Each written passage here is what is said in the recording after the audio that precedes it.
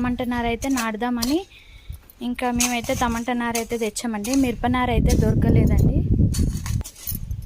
ఇంకా ఇదొక లైన్ అండి, ఇదొక లైను, ఇంక ఇదొక లైను. 4 లైన్లు అయితే సరిపోతాయేమో అని చూస్తున్నాము. సరిపోకుంటే మళ్ళీ తీద్దాం.